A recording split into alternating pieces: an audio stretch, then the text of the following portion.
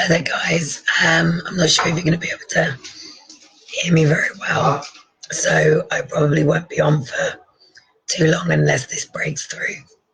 Um, but anyway, it's Liam's birthday from sort of 6:45 in the morning, and he'll be 23.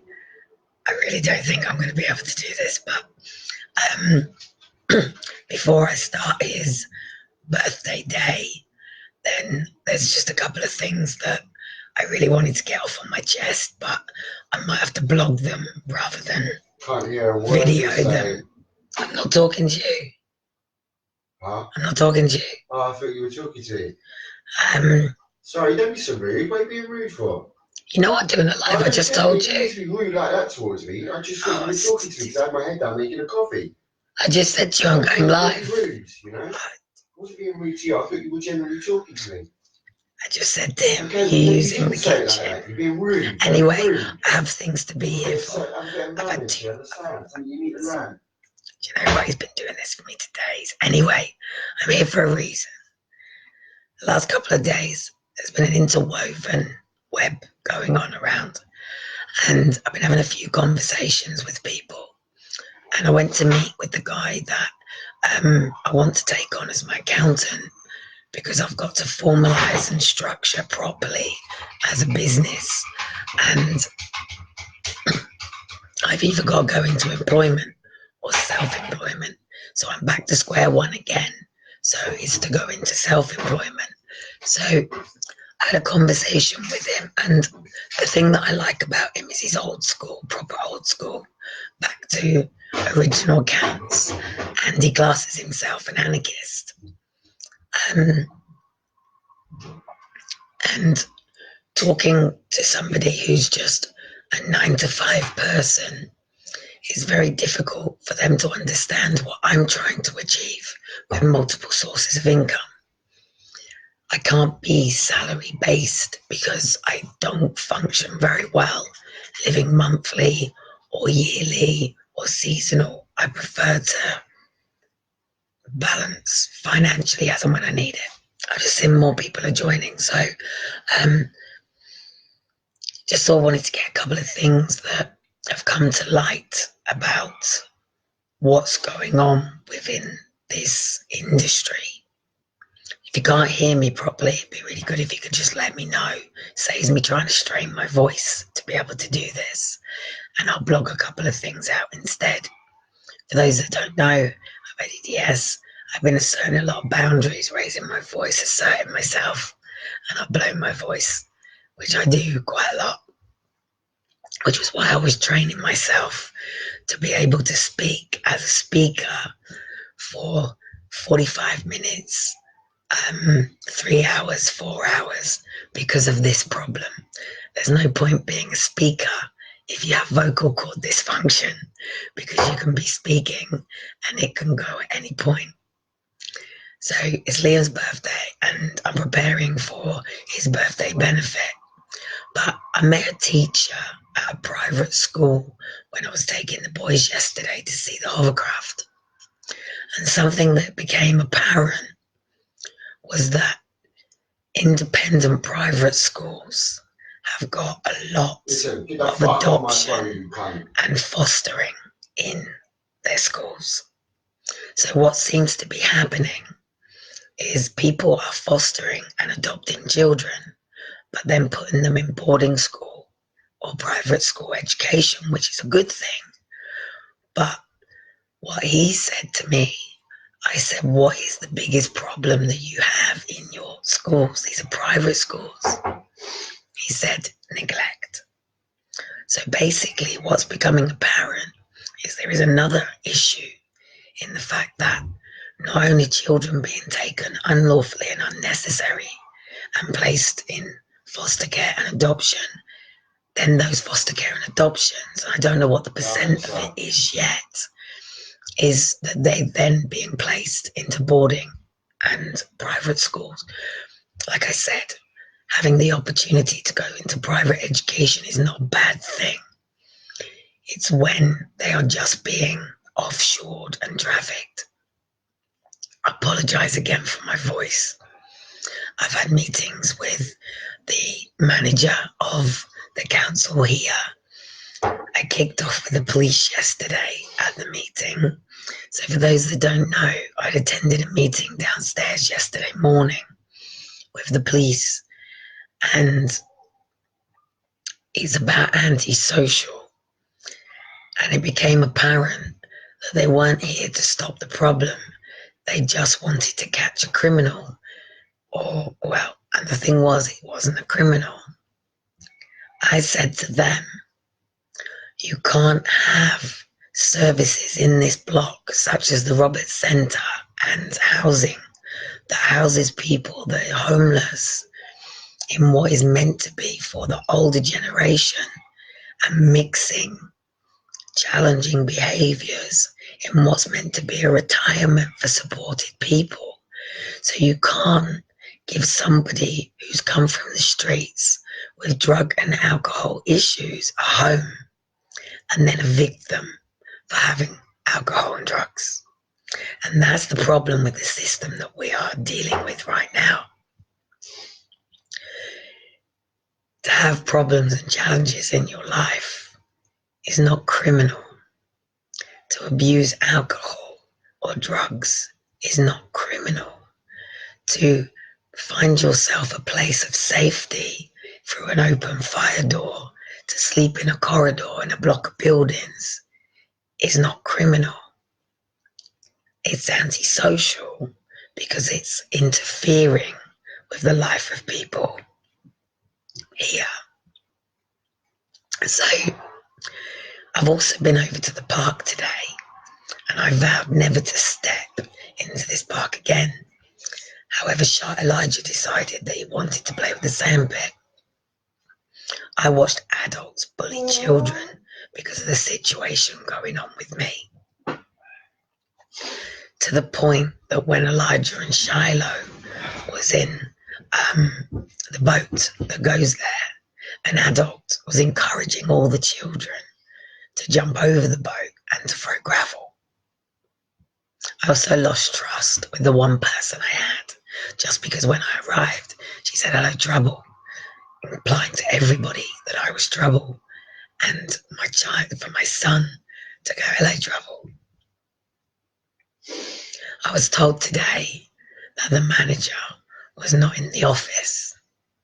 So I left and I went to make an appointment with the doctor.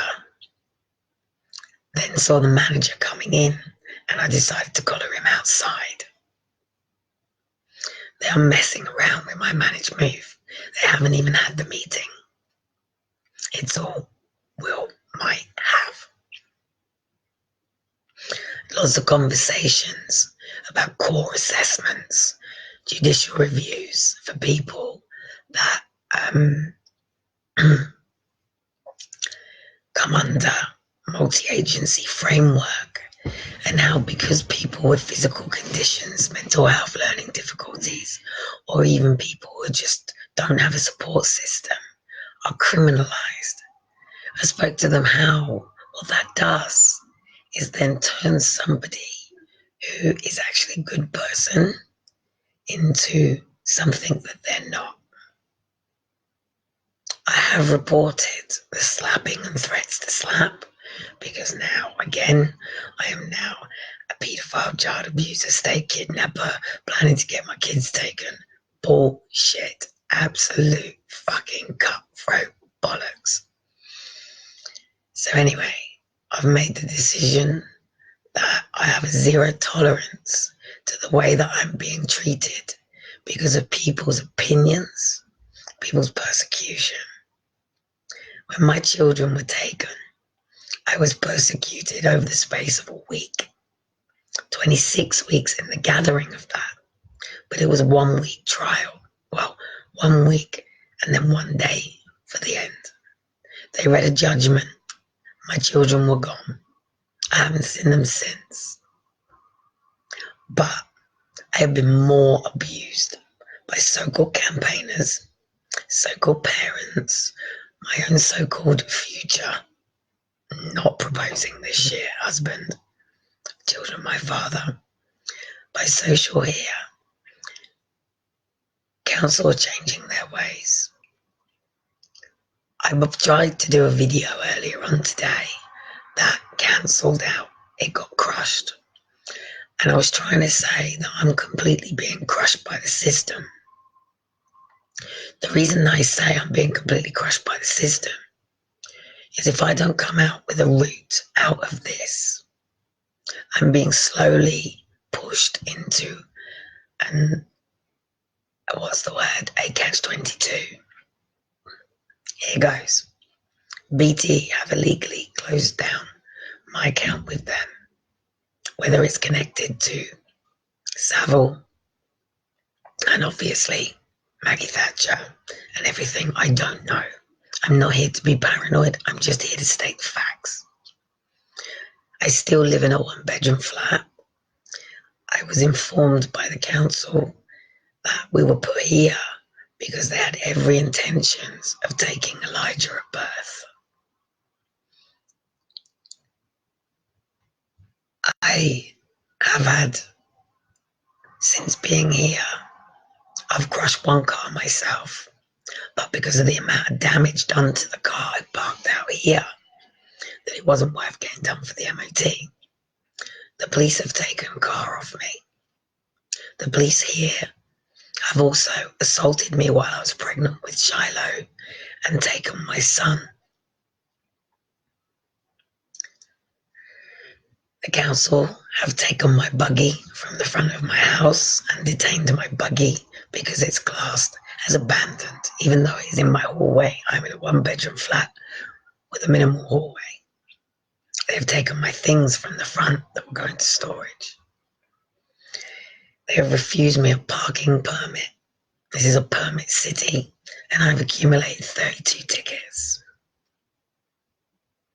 On the day that I moved here, I arrived in a car because I was living in a car, as you know, campaigning. I was told my car would be safe. I wasn't allowed a permit. I decided to completely escape from all of this and take Elijah and Shiloh to Cardiff for monster trucks. I had to hire a car to do this because I'd had my car taken by the police. I've been hiring cars for campaigning. I then get a speeding ticket through for 49 in a 50 zone and a failure to disclose who was driving. It went in with the paperwork with the other 332 tickets, parking tickets that I have. Don't forget, we had David Cameron in. We got parking tickets. I've been in congestion rolling brigades. I've had parking tickets. I've been done for going under the speeding limit because of rolling brigades. So anyway, I get a letter that there's going to be a court case in Cardiff threatening to put me in jail for 6 months. So anyway, I decided to ring. I had a phone at the time before BT cut me off. I decided to ring the courts. It was apparent that the case had actually been heard that morning in Cardiff, and I wasn't there. The judge had decided that I hadn't actually been speeding, but however, because I didn't attend court and because I'd failed apparently to disclose the driver of the car, which actually the ticket apparently went to the hire car who disclosed who was the driver, which is why they wrote to me in the first place. And then they have proceeded to charge me £888 plus 9 tickets on my driving licence to 9 points. I have since replaced my car and I'm insured on the car that is the Ford that I had before. That I've sold the 60 quid to get crushed because I couldn't afford to put it through his MOT. I've had wipers snapped. I've had wing mirrors slapped. I've had cars tired. I've had my petrol full, cap full. I've had my window cracked. I've had my car damaged. So anyway, I didn't have the £80 at the time to change my car insurance over. So I proceeded to drive as an insured driver because I'm fully comp, so I'm allowed. But my car wasn't insured. So anyway, because I don't have a permit, I've been dodgily parking on a verge and I've managed to get in between two posts. Nobody else can do it. So anyway, the housing officer said to me, Kelly, they're taking your car today. The van's on its way.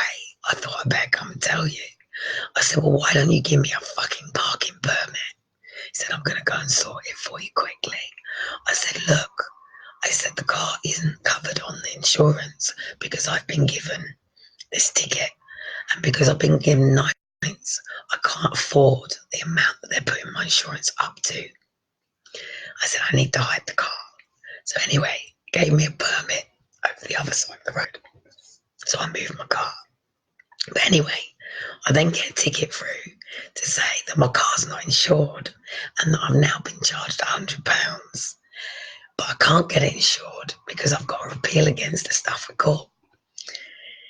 So I've got all these complaints and all these things going on. I've also got the upheld ICPC complaint against Hampshire Police, an outstanding court case that I've got the paperwork for against the Chief of Police for attempted kidnap of Elijah and Shiloh.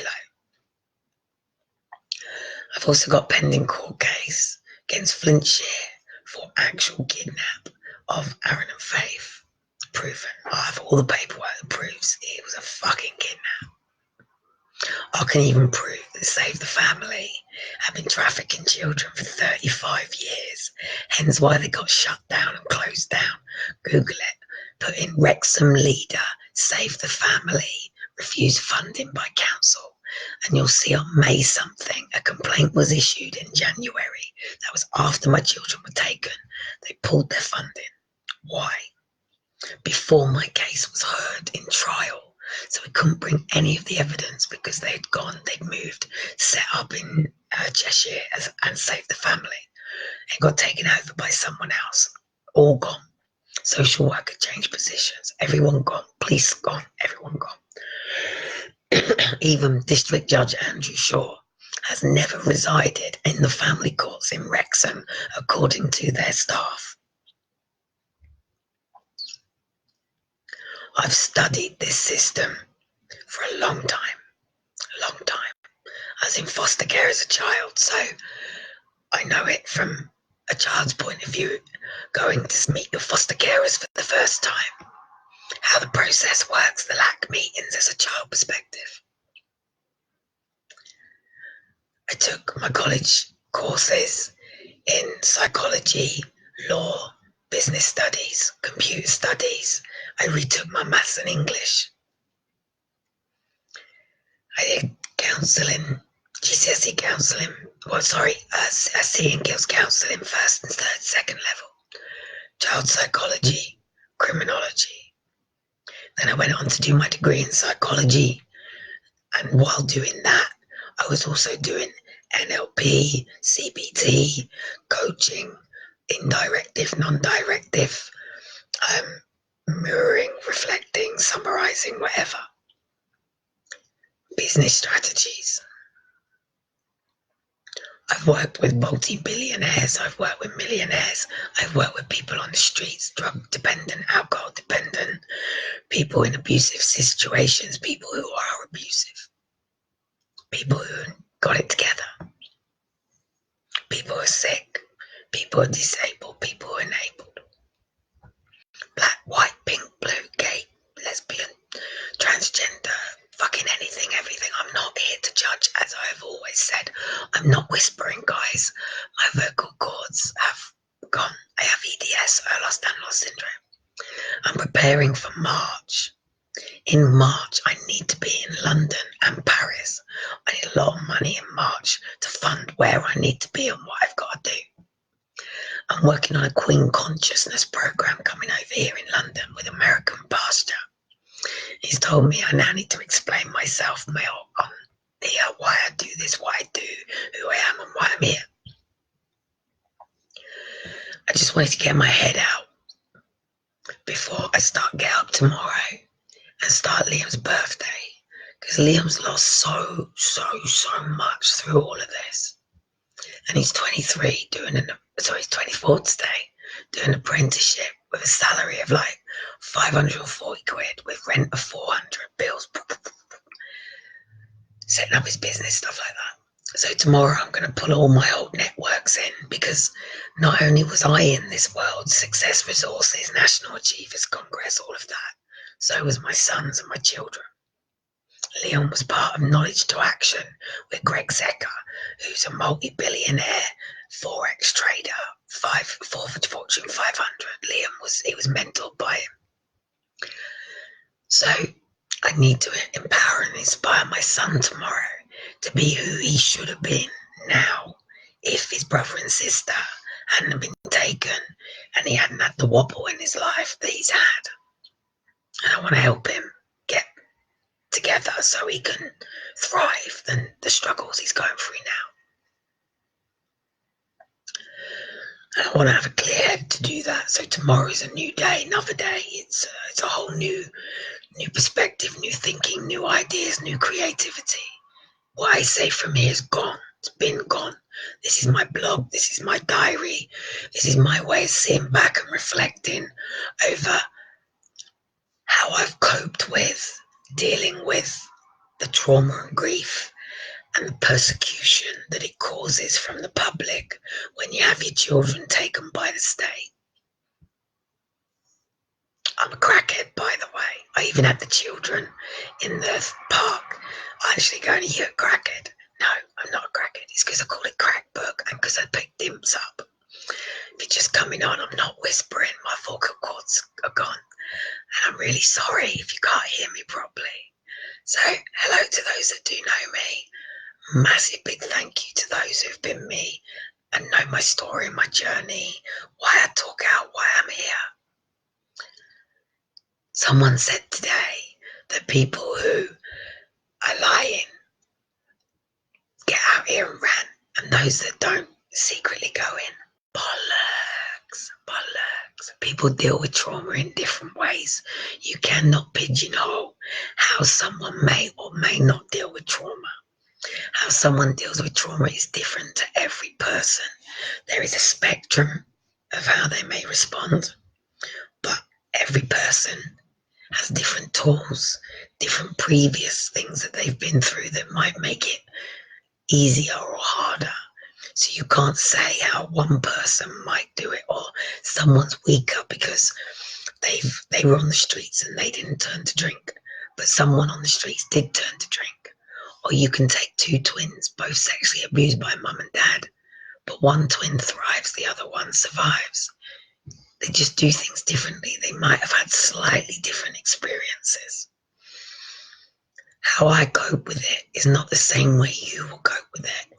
And how I cope with it might not be the way somebody else thinks I should cope with it. I can't do what other people want me to do. I can only work with what I can do with where I am right now. Tomorrow, I might have thought I might have done it differently, but at the time, I could only do what I could do with what I knew at the time, with what I have, what resources, what skills, what tools, what money. I'm sure if somebody else was in my situation, they could probably do it better than me, and they might even do it worse. They might even look at it and go, "Fuck, how is she doing this?" Or they might go, "Lazy cow, I'll do it better." But you're not me. You're not my flesh and blood. You're not my bones. You're not my spiritual conscience. You're not my journey. You're not walking in my shoes, and I'm not in yours either. So I can't judge anything. I can't even necessarily believe everything that everybody says, because I know it comes in layers, and when you take off the final layer of an onion, it's very hard. So people have walls. I also do know, and I don't like the way that people are using narcissism to abuse people. If you have been through trauma, you have narcissistic barriers. There's two emphases of narcissism, and I will talk about this stuff when I feel more professional in myself, when I feel it's the right time for me to do that, because I'm not in a situation to help or give time to people. I can give you pieces of information. When I have my phone, I can take calls if I have the time. I can take lives if I have the space. But I'm healing. I'm trying to nurture myself. I'm trying to get myself back to, not even back, but to renew myself, to overcome what they did to me and my family and what they've done to Aaron and Faith, which is what they hurt me most with. I can cope with my pains, I can cope with my traumas, but I can't cope with the unknowing of not knowing what Aaron and Faith are going through. That's what hurts me most. That's what prevents me from getting up each day and living to a normal functioning routine with my life that I have in the now. That's what holds me, keeping me moving forward with Aaron and Faith's side, because I don't ever want to turn around to Aaron and Faith and say, I thought you were okay. You were happy, healthy, and thriving, and you had a forever family. And I thought that that was better for you. I couldn't give you what they could give you. I don't ever want to say that to Aaron and Faith, because I don't want to be the mother that left my children locked in a cupboard. I don't want to be the mother that left my daughter to go on holiday with somebody and come back and cut her hair off for what may or may not have gone on. I don't want to be the mother that left my two babies crying day in, day out in their beds, wondering where their mum was, not being able to talk to their forever family because they can't relate to them because they're not family.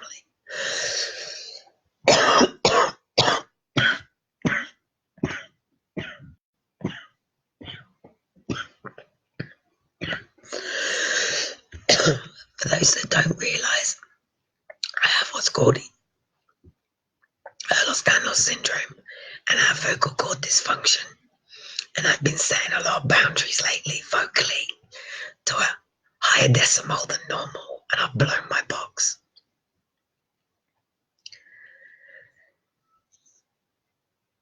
I've said quite a lot on this live, and there's a lot of information in it, and there's a lot of different parts of the map that's in my head, and different kaleidoscopes with different interactions that I have with different people. Like in that one day, to meet the ex-retired person for the borders here of MOD and have a walk and talk about how it works, to meeting the headmaster of a private school, you know, and learning what I did about where our safe-ish foster care and adoptive children are going.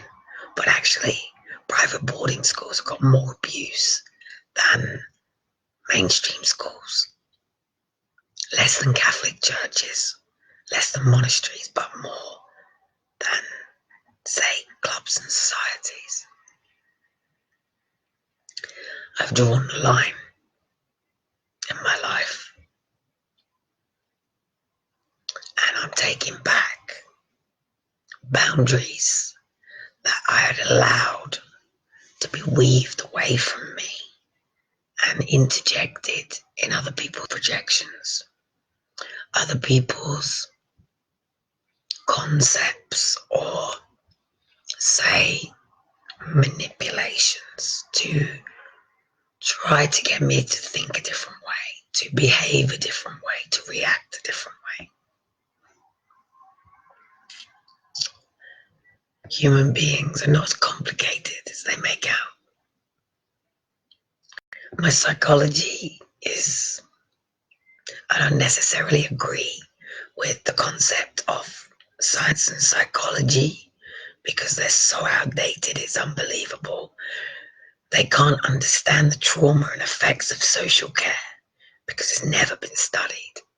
They can't understand the trauma of complex trauma or trauma because they've been so preoccupied with the symptoms of alcohol and drugs and all these things that are just weeds of the problem that they've never got to the core, because nobody's ever built that trust with someone to open up because they've been diagnosed with multiple personalities or narcissistic traits or schizophrenia or psychopaths or all of these things that make people scared of somebody with these labels, when actually what you're doing is you're double abusing them, because these are people that have experienced significant trauma, physical, sexual, emotional, medical abuse.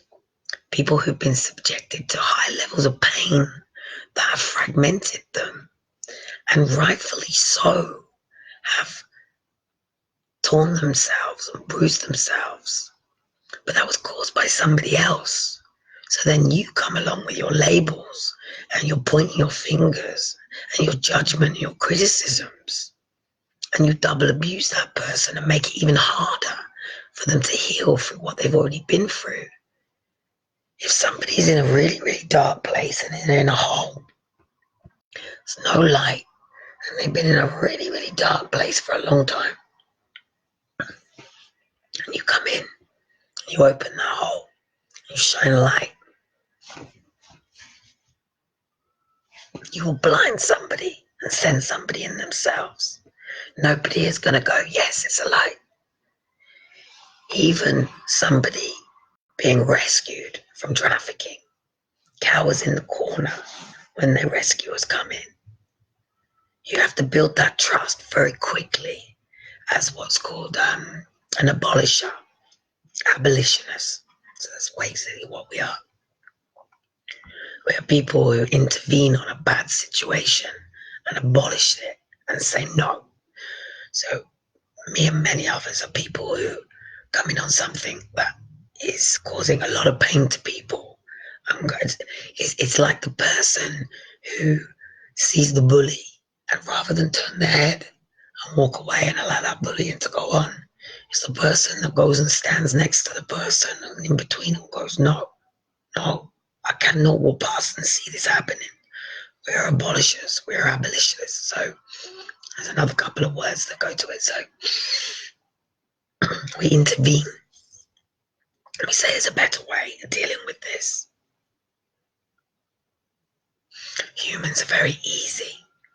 We have very basic fundamental needs. It's the wants that are causing the problems. But our concepts of basic needs is very simple. Our need for certainty. We need some form of certainty in our lives. That may be the roof over our head. It may be knowing we have transportation, how to get somewhere. It might be our faith.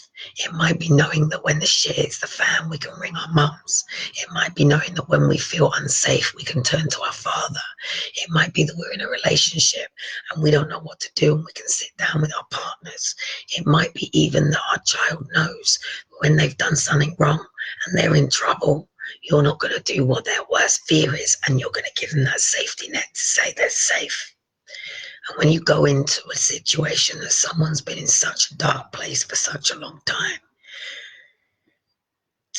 to pick somebody up who's been through such horrendous abuse, and you don't know what that person's been through or how they feel about it or what it's done. You might never know. Even therapists, people can go back, people go into rehab, even rehab man is named Terence. You know, people can go back and forth into rehab for a very, very long time.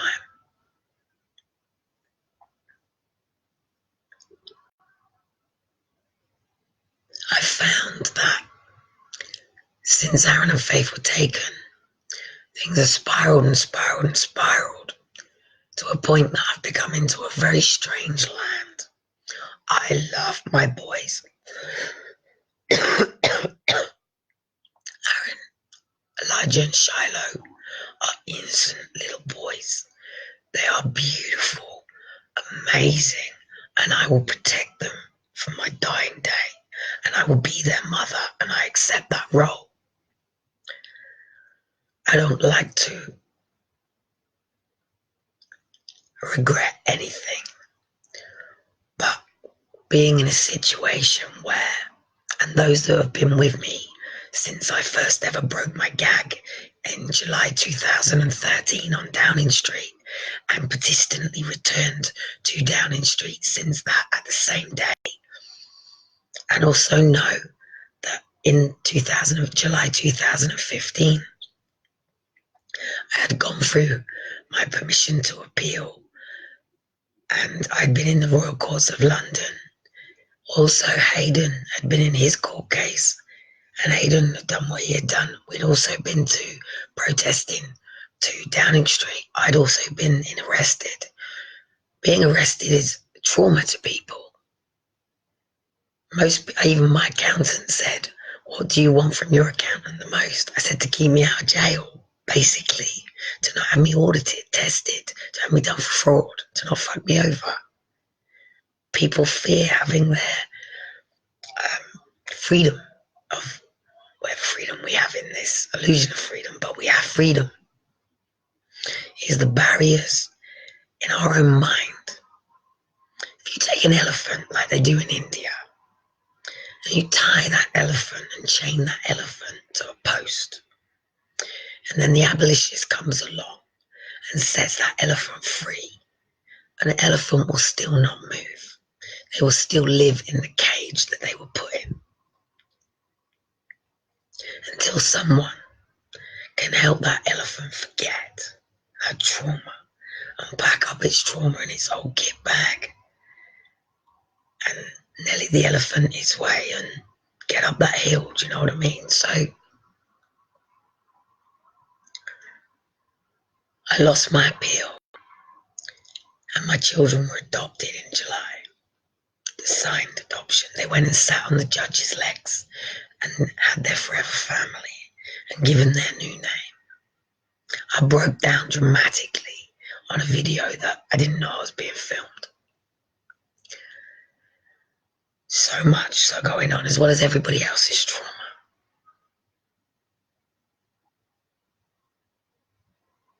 As well as Hayden hanging himself or being hanged. As well as many other parents that commit suicide.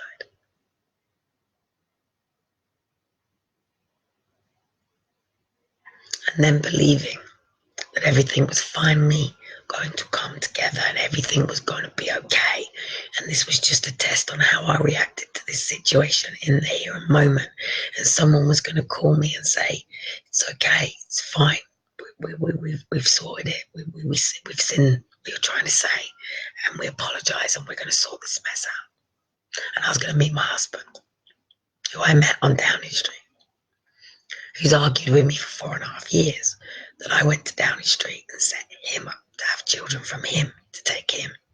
And it's been a battle from the very first day I announced I was pregnant. Oh, has it been about things I don't say here? Because I can't, because I have to protect my boys. Things that I will even protect online with idiots that want to put my boys at jeopardy. Like the Queen said in her speech, she watched her father with the things that he could say and the things he couldn't. And even she said, there are things she can say and there are things she can't. It'll all be in the book. Trust me, it'll all be in the book. I'm going to let it out all in one.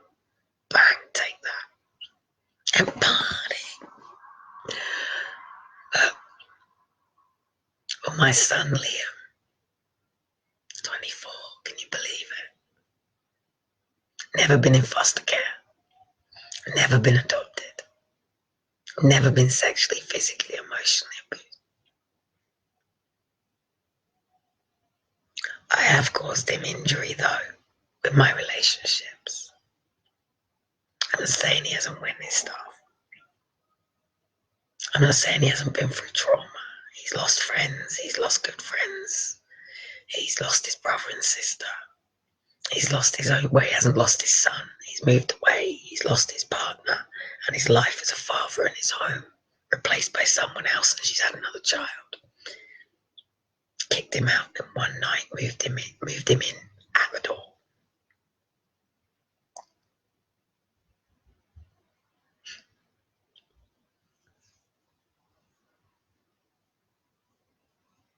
I find this quite a sick world, but I know it's also a very beautiful planet. It's the people. But that sickness comes from having a government and an order and structure in this world is poison in the mind, poison in the heart, poison in the spirit, down oppressing, suppressing, locking people down, slave.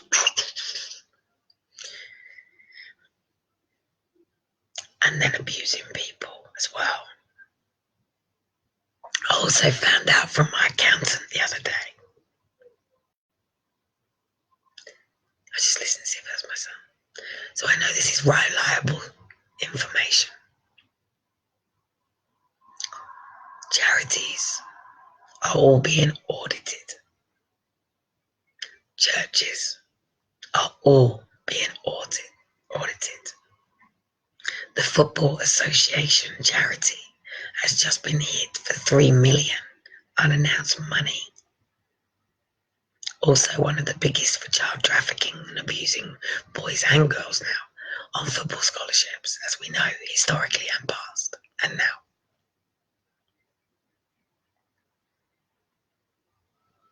So things are happening.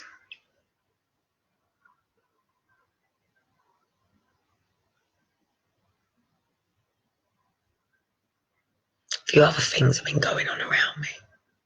Been watching, observing, learning, interacting, just ticking my brain, kaleidoscoping it, putting the pieces of puzzles together.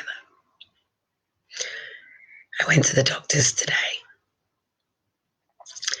and they've now changed the 8 o'clock appointment to 10 o'clock appointments. We're trying to make it easier, was the post. So anyway, I went in and I said, for the last 18 months now, I have been coming in here, getting my appointment, double appointment with Dr. Shepherd, and you keep switching it on me. It has to be Dr. Shepherd because she's a child protection doctor. I said, you've got 2 choices now. I add you to the multi-agency framework that I'm taking to court. I said, because of the GP who wrote the letter for me at the beginning, I have stayed with your doctors. If you do not make this appointment with her now, and you continue to neglect me as hearing, when you have EDS, it's a permanent chronic condition. It takes your life, takes your body, takes your focus. I'm hoping to get to Paris. I want to just book a ferry, drive over, go to Paris, go to the conference and go to the ballet school, drive back, maybe see a few people. I would like to go and see a couple of people that I should be going to see while I'm there too. So I need the petrol, need the funding, need the bump. So I need to make money, I need to work. And also do this and be a mum and get through this. So this is why I say it's a catch-22 in every angle that I go. I'm not willing to sacrifice my integrity. I'm not willing to sacrifice my many other words that I have on my mind right now. But with this situation with a car, it's going to end up with another car taken. Kelly can't have transport. Then I've got to raise the funds again to get another car, as I've now done 5 times since coming off Motability.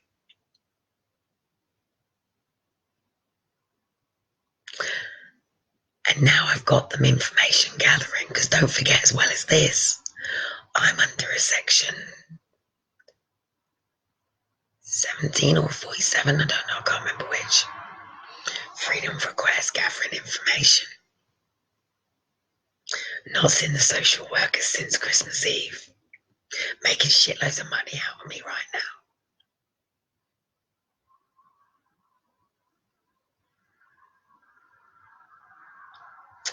I find what's going on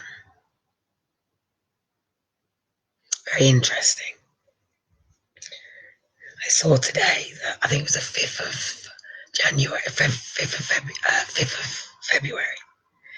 They announced in the papers that the police have uncovered horrendous, horrific, historical child abuse within the care system.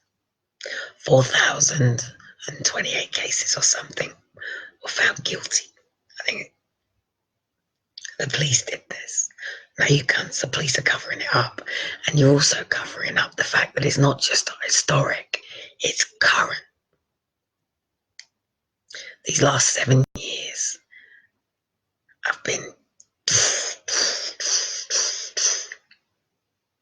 We have even sat in investigations into forced adoption in the UK, where they insist how horrendously this is historically, but they refuse to accept that it's happening currently. So March is getting big, guys. On the 10th, the guys from Faces of Forced Adoption are hitting the BBC in Cardiff. Someone else is going to do something. A father was arrested and re-gagged last night. I was told he'd gone missing, but I've now been told that actually he was arrested. Another mother has been announced that she killed herself.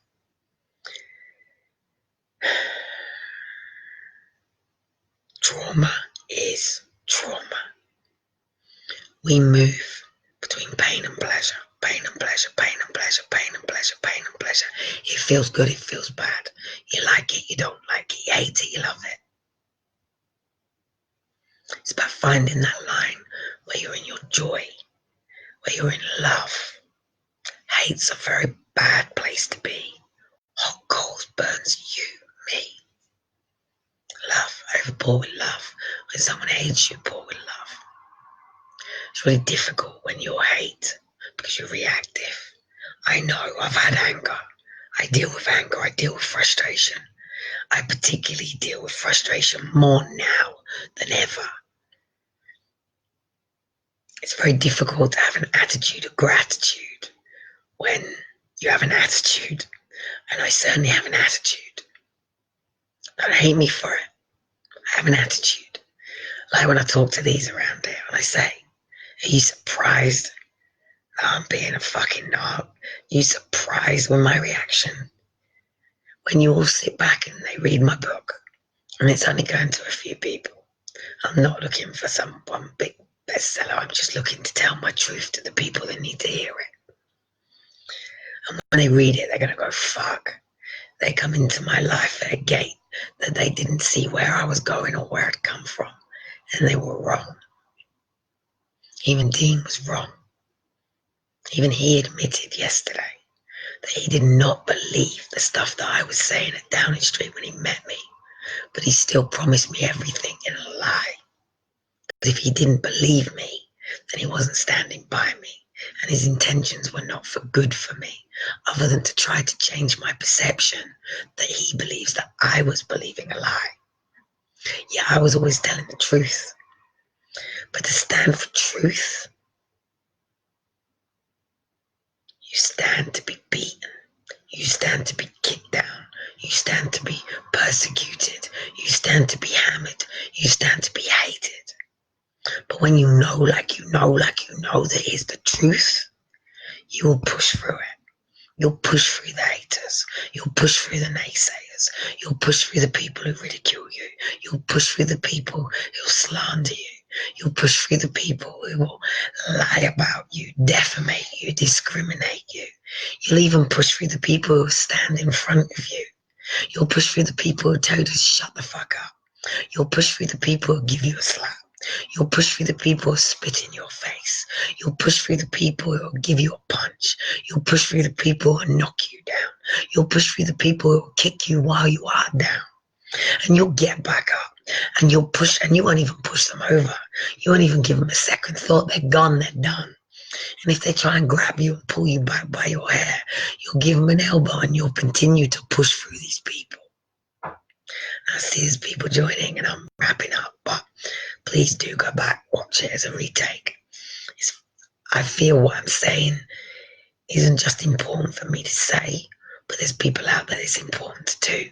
And if it just helps one person break their chains, if it just takes one person to take back their heart, mind and soul, if it just takes one person out of hate and into love, then thank God I'm speaking out, if it just helps somebody set themselves free from sexual, physical, emotional abuse, if it just helps someone realize that someone's interweaving into your mind, that someone's playing with your mind, that someone's playing with your heart, that someone's playing with your game, with your soul, playing games with you and manipulating you. They're trying to get you to be something that you're not. And not even because if it's anything personal to you, but it's because of what you're mirroring to them. And you're shining a light into them that makes them want to go like that. So they'll project on you. And you can't be yourself when you're being downed and believing what people are saying about you. If you are not what people say, then it doesn't matter because they don't concern you. What matters is what the Lord believes and says is true, and what you know is true to your path. There's going to be lies that you've told yourself. There's going to be things that you've believed before in the past. There's going to be things that you've never had the time to even process why you believe what you believe. You just accepted it to be true because you trusted the person telling you. There's going to be the fact that you've never taken time out of your life to look in that mirror and go, who am I? What the fuck am I doing? Why am I here? What do I like? What do I don't like? We have a right to protect ourselves from people who are not inside our inner circle. But we are all one. I don't want to be part of people. My son said something very powerful about who he wants to spend his time with for his birthday. He's moving forward. He doesn't want to be with people who bring him down, people who call him names, people who threaten him, people who try to intimidate them because of their own insecurities. He will bless them. He's not going to mess with them. He's not going to give them any time, no homage. He will just walk away and move forward with his life. That says to me that I raised a man. I raised a king, not a coward. I raised a king. And he will continue to grow and thrive. And when he takes his knocks, when he makes his mistakes, he will reflect, he will internalize, he will apologize for what he's hurt and done, and he will move forward and learn from his mistakes. He won't blame, he won't shame, he won't embarrass, intimidate, and he won't hate. He will just pass, move on, and get on. And that's what I need to do too. Us mums are gifts to our children, but our children are gifts to us, just for you dads. We teach them as they're here to teach us. We learn a lot from the youth in their innocence, but over time people get corrupted. I, for one, am not willing at 41 to be corrupted. I'm in tune with who I am. There's people who come into my life and they pigeonhole me by their own reflection of their mind. That's their problem, not mine. I have made the decision to move by myself with the boys. I have made the decision to heal from these last 7, 10, 4.5 years, to restore myself once again, to go back to the things that I love without being damaged by other people's persecutions and insecurities that prevent me thriving and being the light that I am. Sometimes though, you got to be a little bit dimmer because some people can't take a big shining bright light, but you don't dim it because you're dimming you. You're doing it because you're helping them come out of the darkness. Maybe not necessarily in one leap of faith, but step by step by step. Before I go, let me remind you this one thing, the story of the donkey, the knackered old donkey that fell in the well, that the farmer and the farmer's wife couldn't lift out. He served them no purpose. So they decided to just bury him alive shoveling the hole, covering the well, with the donkey taking shovel after shovel after shovel. It might have been mud, but the mud wasn't sticking because he was shaking it off and he was kicking it back and digging his heels in and kicking it in and pressing it down. And bit by bit by bit, he took the mud that they were throwing at him. He pished it together and he made it the foundations that he took to climb step by step by step. And he did it by himself with his own faith. The farmer and the wife didn't help him out the well. He took the shit that was being shoveled all over him. He turned it into manure and he made it a bed of roses to make it easy for a knackered old donkey with a wooden leg to climb out of a well. And once again had a new lease of life. And knew not to trust the farmer and the wife. And packed up and went on his little way. And that's what you have to do.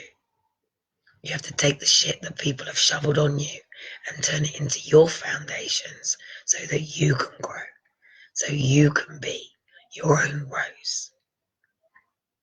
But we all need the thorns to protect us. It's okay to have boundaries. It's okay to safeguard. It's okay to be self-reliant. And it's okay to put yourself first. It's not selfish. Only manipulators will tell you it's selfish because they don't want you to put yourself first. They want you to put them first. It's a manipulator. Because it's only when you put yourself first that you can overpour in your natural true blessings to the people who deserve to be overpoured by you. It's the takers that will deplete you, ground you down, make you feel worthless, like you are nothing.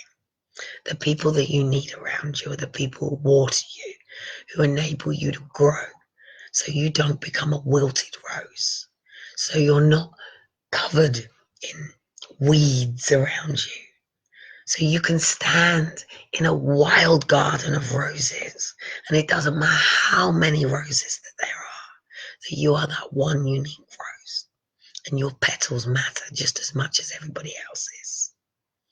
And they die and we renew grow.